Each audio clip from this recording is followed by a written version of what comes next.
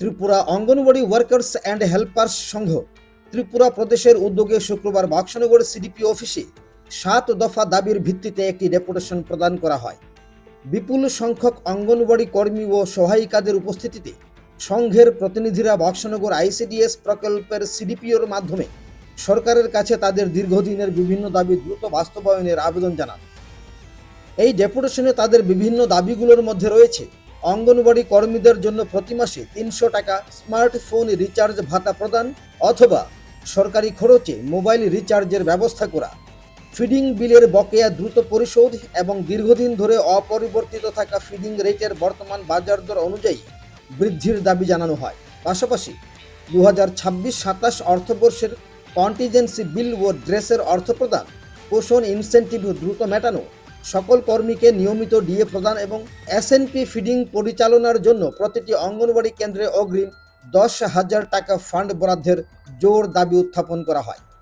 সংঘের পক্ষ থেকে স্পষ্টভাবে জানানো হয় যে আগামী 1 আগস্ট 2026-এর মধ্যে দাবিগুলি কার্যকর না হলে রাজ্য জুড়ে অঙ্গনওয়াড়ি কেন্দ্রগুলোতে টেক হোম রেশন বিতরণ অর্থাৎ বাজারজাত সামগ্রী বিতরণ এবং পোষণ ট্র্যাকারের অনলাইন কার্যক্রম বন্ধ রেখে বৃহত্তর আন্দোলনে নামতে বাধ্য হবেন কর্মীরা। ডেপুটেশন গ্রহণ করার পর বাক্সনগর আইসিডিএস প্রজেক্টের সিডিপিও প্রবাল কান্তি বর্মন প্রতিক্রিয়া ব্যক্ত করেছেন। একটা যৌক্তিকতা আছে, ঠিকই আছে। এখন দপ্তরও এটার জন্য চেষ্টা করতেছে। আর আমাদের আইসিডিএস তো স্টেট গভর্নমেন্টের পুরা বিষয় না, সেন্ট্রালের অনেক কিছুর উপর নির্ভর করে। সেন্ট্রালের দিয়ে কীভাবে নিয়ম করতেছে, কীভাবে ডিসবার্সমেন্ট হইব টাকা, তো এগুলির উপর নির্ভর করে। আর এসএনপি নর্মস যেটা ডিমের রেটের কথা তারা যেটা কইল, এটাও গভর্নমেন্ট অফ ইন্ডিয়া যদি এটা চেঞ্জ করে নর্মস, তাহলে অবশ্যই দিদিমণিরাও এটা সুফল পাইব। আমরা কইছিল যে 90% আমরা যদি এফআরএস করতে পারি নতুন নর্মসে ফিডিং বিল দেওয়া হয়, আমরা তো 90% অ্যাচিভ করছি।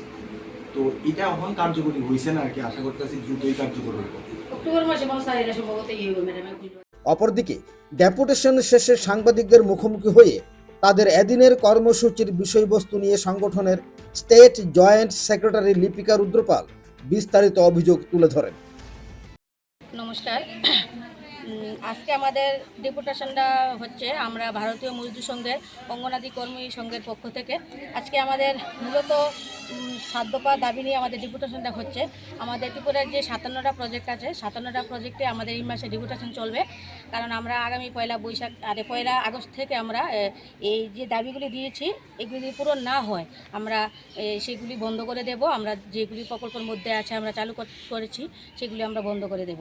প্রথমত দাবি হচ্ছে আমাদের অঙ্গনাদি কর্মীদের স্মার্টফোন রিচার্জ 300 টাকা করে দিতে হবে, আর তা না হলে 1 বছরের মধ্যে মোবাইল রিচার্জ অফিস থেকে করে দেওয়া হোক। তারপরে 2 নম্বর হলো ফিডিং বিল প্রতি 1 মাস অন্তর পরিশোধ করার আবেদন আমাদের ডিপার্টমেন্টের কাছে আমরা রাখছি। কারণ আমরা আমাদের জানুয়ারি মাস পর্যন্ত আমাদের যেই টিএচআরগুলি আমরা চালাচ্ছি, আমাদের সাম্মানিক যে বেতনটা মাসিকটা বেতনটা আমরা পাই সেটাও আমরা ঘরে নিতে পারি না। সেটা কিন্তু আমরা আমাদের জনসাধারণের সেবায় আমাদের সেন্টারের কাজে খরচ করতে হয়। তো এমন সেন্টার আছে আমরা বেতন পাই না 10,000 টাকা, দেখা গেল আমরা চালাতে হয় 12,000 15,000 টাকা। তো 6 মাস 5 মাস হয়ে গেছে, সেক্ষেত্রে আমরা কী করে এটা চালাতে পারি? দোকানদার তো 1 মাস মানবে, 2 মাস মানবে, কিন্তু 3 মাস 4 মাস 5 মাস 6 মাস তো সেটা কোনো পক্ষেই মানবে না, কোনো দোকানদারই মানবে না। তো সেই ক্ষেত্রে আমরা ডিপার্টমেন্টের কাছে এবং আমাদের রাজ্য সরকারের কাছে আবেদন রাখছি যেন আমাদের এই বিলগুলি প্রতি 1 মাস অন্তর করে দেওয়া হোক। আর আগামী মাস যদি আমরা বিল না পাই তাহলে আমরা সেটা চালানো আমাদের পক্ষে সম্ভব না। আমাদের অফিস ডিপার্টমেন্ট থেকে যেই চাল ডালগুলি দেওয়া হয় আমরা এফআরএস করে আমাদের যে এফআরএসের বেনিফিশিয়ারিগুলি আছে ওনাদেরকে আমরা আমাদের চাল ডালগুলি দিয়ে দেওয়া হবে। আর আমরা ডিম, ছোলা, সোয়াবিন, সুজি, চিড়া এগুলি আমরা বন্ধ রাখবো, কারণ আমাদের পক্ষে আর সম্ভব না। আমরা অলরেডি 6 মাসের পেন্ডিং টাকা পাওনা রয়ে গেছে আমাদের ডিপার্টমেন্টের কাছ থেকে, আমরা আর সম্ভব না সেটা চালানো।